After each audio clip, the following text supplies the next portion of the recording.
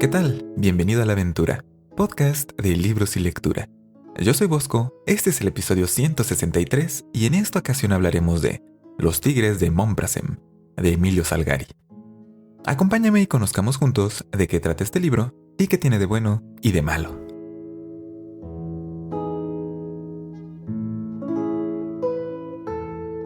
Es hora de que en este podcast hablemos de una novela de aventuras. Ya nos hace falta acción, peligro, emociones fuertes y quizás un poco de romance. A este género le tengo un cariño especial. Algunos de los primeros libros que leí cuando era niño fueron novelas de aventura. Recuerdo haber leído La Isla del Tesoro y quedarme embobado, imaginando a los piratas de Long John Silver navegando por el océano en busca de riquezas. Los piratas tienen un encanto especial cuando eres niño, o te mantienes joven de corazón. Esta semana, precisamente, hablaremos de un libro con piratas, Los Tigres de Montparnasse, del escritor italiano Emilio Salgari, publicado originalmente en 1900. Este libro fue publicado por entregas de 1883 a 1884. Fue hasta 1900 cuando se compiló todo en una sola novela.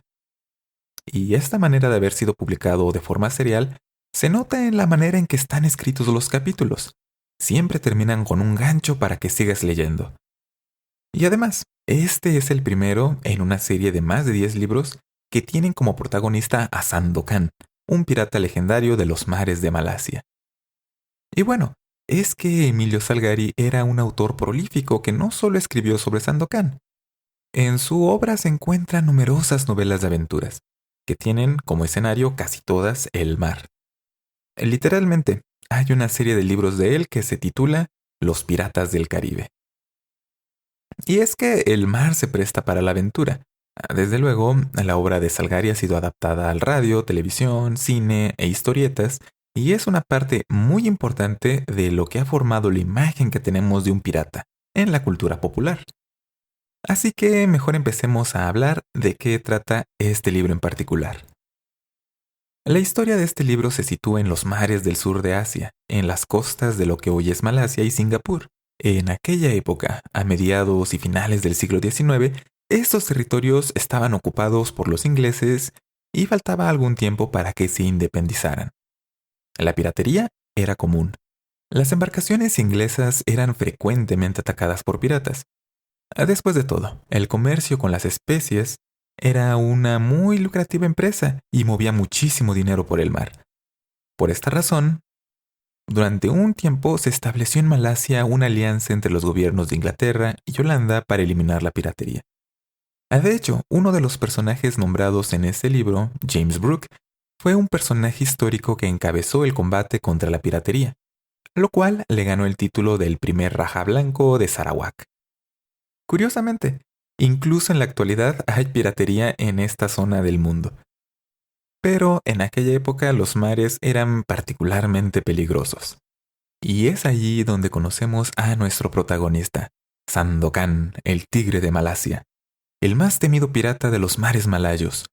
Un hombre cuyo nombre inspira terror en los marinos ingleses y llena de devoción a los valientes hombres que forman su tripulación de piratas. Aguerridos, valientes e imparables como su líder. Todos ellos en conjunto son conocidos como los Tigres de Montparnasse, una isla que le da nombre a este grupo en la que han establecido su hogar. Por supuesto, James Brooke los persigue incansablemente, buscando terminar con ellos y con su dominio de las costas de la región. Pero Sandokan no siempre fue un pirata.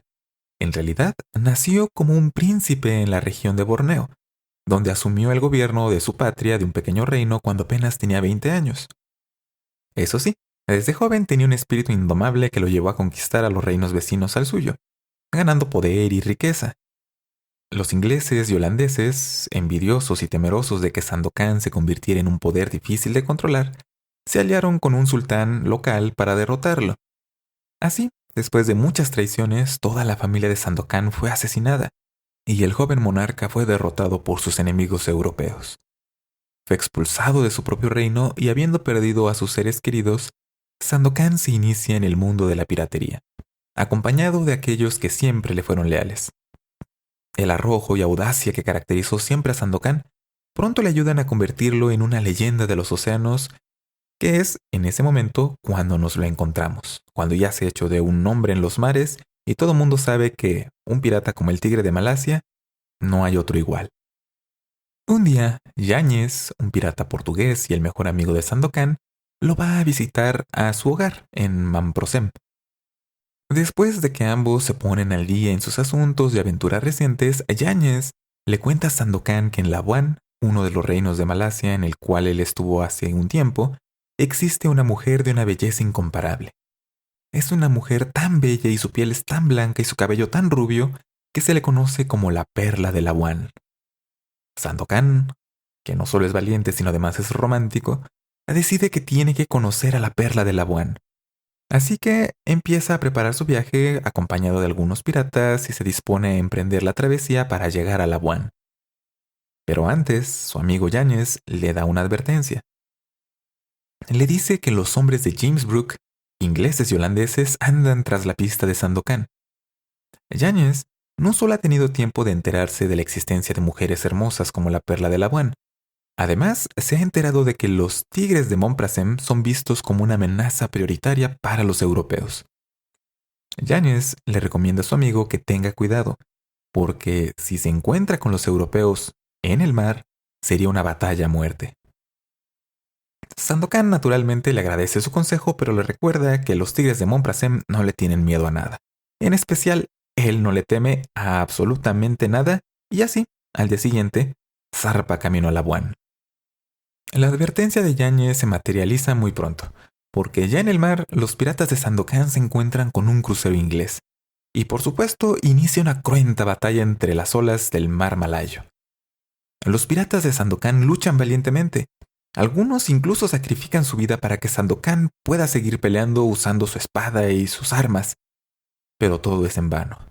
Los ingleses están muy bien armados, muy preparados y les superan en número.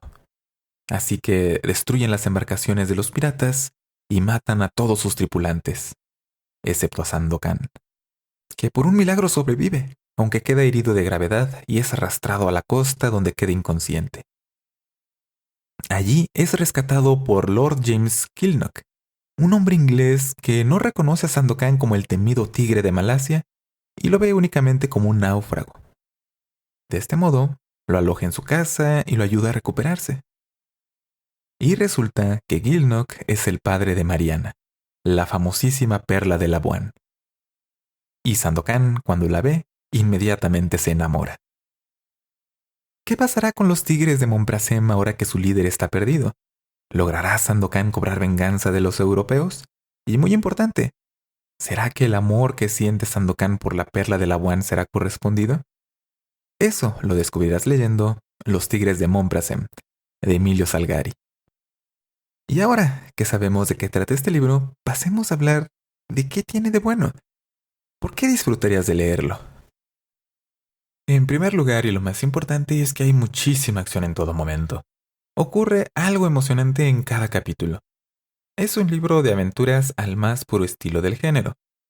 Desde el primer capítulo ya están pasando cosas llenas de peligro, de acción y de mucho, mucho mar. Sandokan es un personaje que tiene una personalidad que se presta para meterse en problemas. Es valiente, audaz, honesto y le gusta arriesgar su vida. Por lo tanto, te puedo asegurar que, según mis cálculos, pone en peligro su vida unas 10 o 20 veces a lo largo de todo este libro. Y no es un libro muy largo. Como decíamos al principio de este podcast, este libro está estructurado de manera que te mantiene interesado. Todos los capítulos terminan con un gancho para que el lector o lectora se quede con deseos de saber qué va a pasar. Esto es comprensible, porque como este libro fue publicado originalmente de manera seriada, lo más importante y esencial para un autor era mantener a los lectores con ganas de seguir leyéndolo. Por lo tanto, te vas a encontrar con luchas entre piratas contra marinos, y Sandokan peleándose con todo mundo en tierra y mar. No se peleó en el aire porque en ese momento no había aviones, pero seguramente si los hubiera habido, Sandokan también hubiera usado un avión para hacer algo peligrosísimo. Y la verdad es que todo eso hace que este libro sea muy ágil de leer.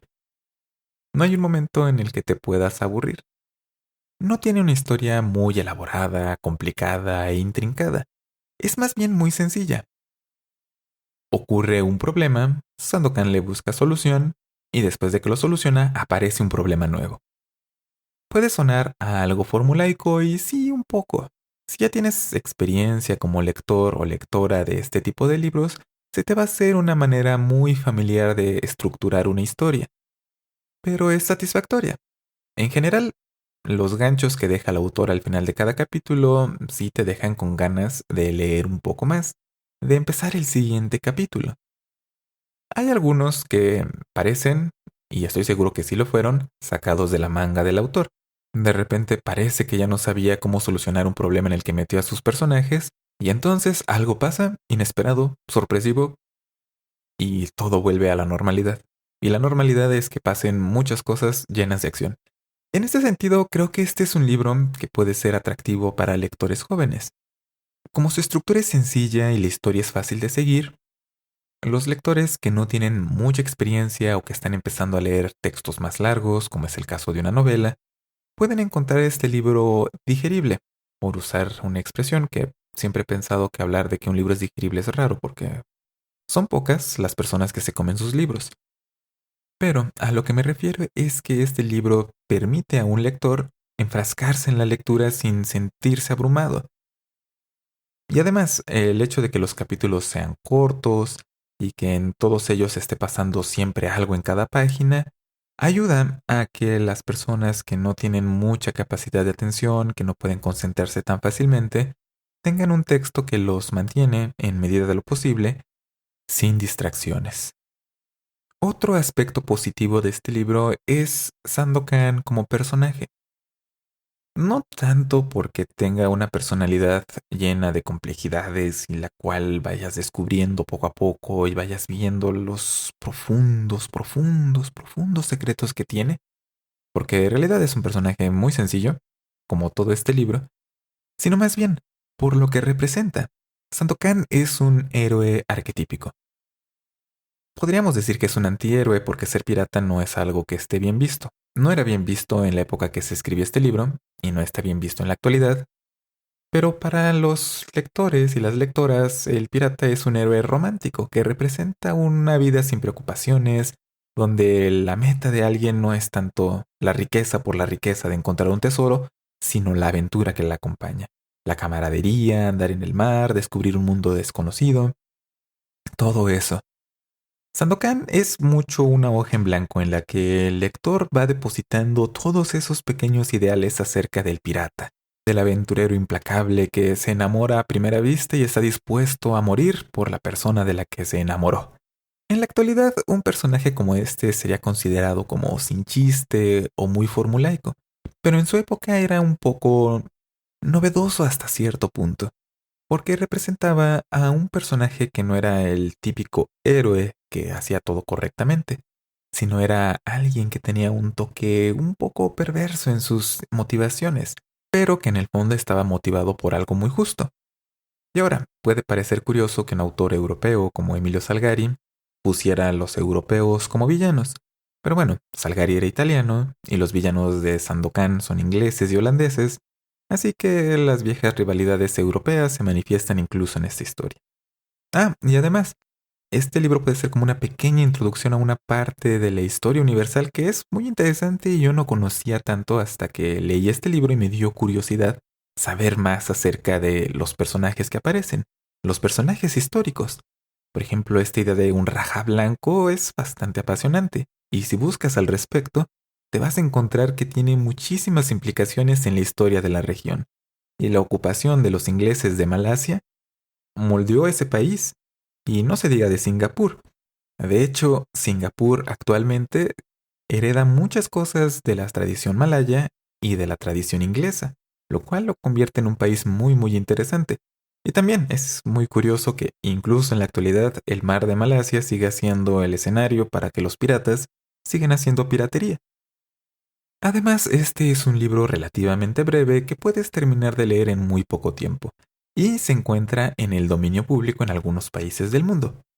Por lo tanto, es fácil que lo encuentres a un precio accesible o que en Internet puedas encontrar versiones de este libro para descargar de manera gratuita y legal. Pero nada en la vida es perfecto, así que pasemos a hablar de ¿qué tiene de malo este libro? ¿Por qué no te gustaría leerlo? Uno es que los personajes no son realmente personajes. Con esto quiero decir que no tienen una personalidad realmente, solamente se comportan en función de lo que mantiene en movimiento la historia. Sandokan podría ser la excepción porque tiene motivaciones que van más allá de soy el bueno de la historia y tengo que hacer cosas de héroe. Aunque también es cierto que gran parte de su motivación es el héroe y hace cosas heroicas. Pero por lo menos tiene una motivación que tiene que ver con su pasado como un noble que fue traicionado. Los demás personajes de este libro no cuentan con ese privilegio. De hecho, algunos personajes se sienten desechables. De repente, y esto no es un spoiler del libro porque ocurre en los primeros capítulos, aparece un personaje, un pirata de la tripulación de Sandokan. El autor le pone un nombre que suene evocativo, que puede ser la fiera de las olas, por decir algo. Y entonces ocurre una batalla, Sandokan contra los ingleses. Y entonces la fiera de las olas entra en el combate, lucha y se muere. En el mismo capítulo que es presentado, también se muere, y esa es la historia de ese personaje. Y así le pasa a muchos personajes en la historia. No es necesario desarrollar su personalidad porque no tienen una esperanza de vida muy larga. En esto es curiosamente realista este libro. Los personajes piratas tienen una esperanza de vida muy corta. Así que considéralo, no te vas a encontrar con demasiados personajes con los cuales encariñarte. Y por otra parte, como este es un libro que fue escrito a finales del siglo XIX, no esperes una representación sensible de las personas de Malasia. Todo es mostrado desde la perspectiva europea, una en la que básicamente todo lo no europeo es o exótico o salvaje, y tiende mucho a presentar a las personas nativas de Malasia como salvajes. Incluso Sandokan es presentado como un personaje excepcional, porque a pesar de que es de Malasia, tiene nobleza, valentía y heroísmo. Es diferente a los demás malayos, que por no ser europeos, pues no son tan buenos seres humanos en general. Y además, el único personaje femenino que aparece en este libro es la Perla de Labuan, Mariana, y todo lo que hace en este libro es ser el interés romántico de Sandokan, y en ocasiones ser la damisela en peligro. Y es el único personaje femenino que te vas a encontrar. Esta es la manera en la que en ese entonces se escribían los libros de aventura, que iban dirigidos principalmente a público masculino. Pero, de todas maneras, son ideas un tanto anticuadas y que pueden parecerte un poco incómodas, desagradables o muy pasadas de moda. Eso también considéralo. Así que, en resumen, ¿recomendaría Los Tigres de Montparnasse de Emilio Salgari? Sí, ¿por qué no? Es un libro breve, entretenido, que te puede enganchar fácilmente. La historia que cuenta es fácil de seguir y aunque no tiene personajes complejos ni conflictos personales elaborados, cumple con su función de mantenerte a ti, el lector o la lectora, con ganas de saber qué pasará con Sandokan. Claro, contiene muchos estereotipos e ideas anticuadas sobre los habitantes de Asia del Sur, algo muy común en novelas europeas de la época. Pero aún así, es un libro ameno que puede ser particularmente interesante para lectores jóvenes. Y solo por eso yo diría que es recomendable. Y esto es lo relacionado con el libro de esta semana, Los Tigres de Montparnasse de Emilio Salgari. Ahora la parte final del podcast.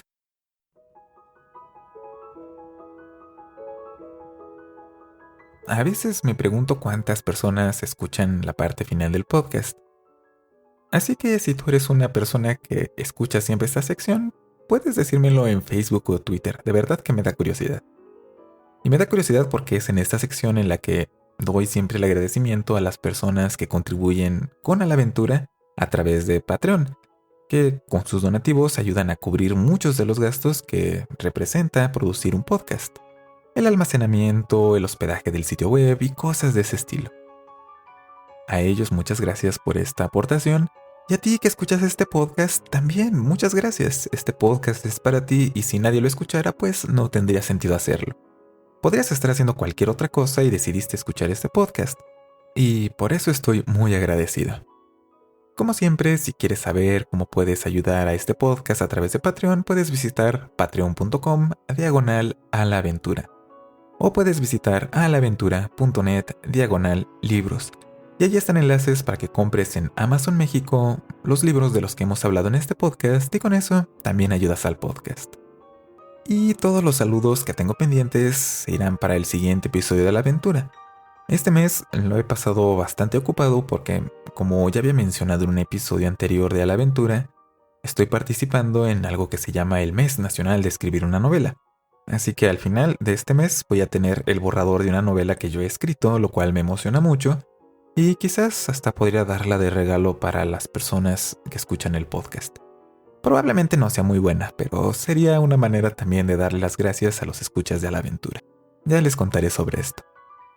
Y mientras tanto, recuerda que al final del año vamos a hacer una pequeña votación acerca de los libros que tú leíste en este 2017, hayan sido libros publicados en este mismo año o libros que descubriste en este año que tengan 100, 200 años de antigüedad, pero que hayas disfrutado para armar un episodio de fin de año, con los libros favoritos de los escuchas de A la Aventura.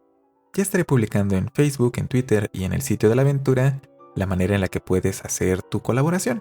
Por supuesto, para eso tienes que visitar alaventura.net. Allí están los enlaces hacia Facebook, hacia Twitter y también para que puedas ponerte en contacto a través de correo electrónico. Y por si eso fuera poco, también están los enlaces para que te suscribas a este podcast y lo recibas automáticamente a través de correo electrónico, en tu teléfono, en tu tablet, en tu computadora, en cualquier dispositivo. Si tienes alguna recomendación, sugerencia, comentario o queja, puedes hacerlo fácilmente a través de la página. Recuerda, es alaventura.net. Y eso es todo. Que tengas un excelente día. No dejes que nadie te convenza de que no eres especial porque ya sabes que sí lo eres, a tu manera. Y recuerda, un tigre donde pone sus garras arranca todo lo que desea. Hasta la próxima.